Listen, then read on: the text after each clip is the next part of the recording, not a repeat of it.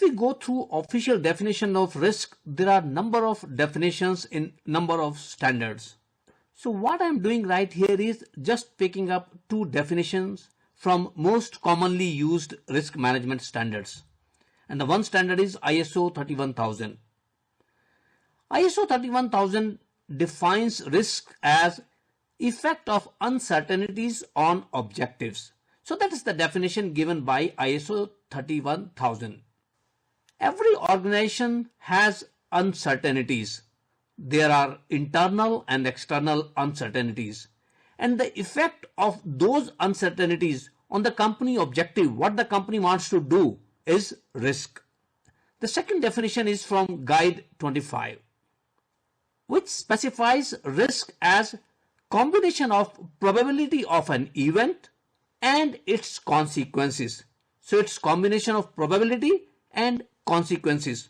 So if the event has high probability, there are many chances of that event happening. So that's a risky event. And also if the consequences of that risk are extreme, then it's a bigger risk. So combination of probability and its consequences together is a risk.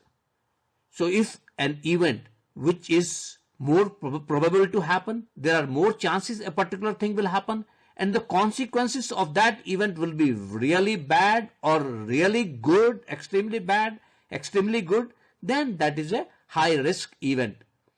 On the other side, if there's an event which has a very low probability of happening and the consequences of that also might be very low, so that is a low risk event. So this is how two standards define risk.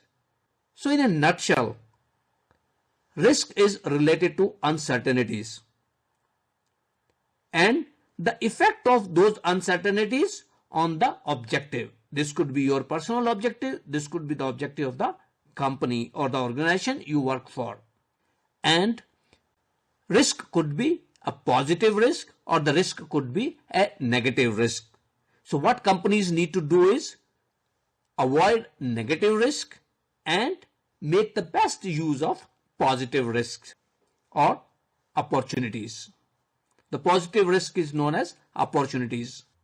As we talked on the previous slide, risk could be negative or risk could be positive. So the negative risk is something which you or the organization need to avoid, and the positive risk is something which you or your organization need to make maximum use of that. You need to take maximum use of that.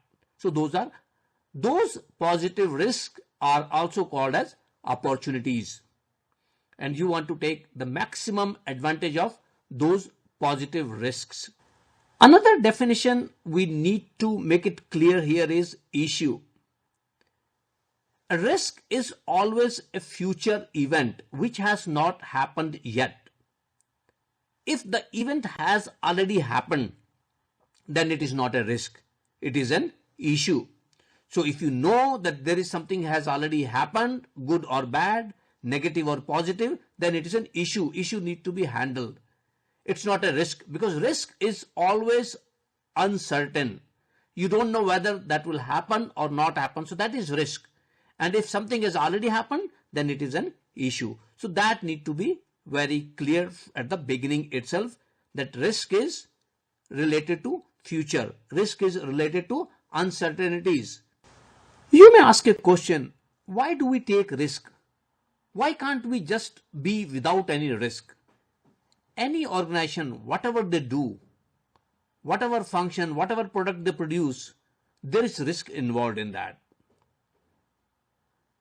So it is not possible that you can avoid risk in totality, because invariably risk will be involved in whatever work you are doing.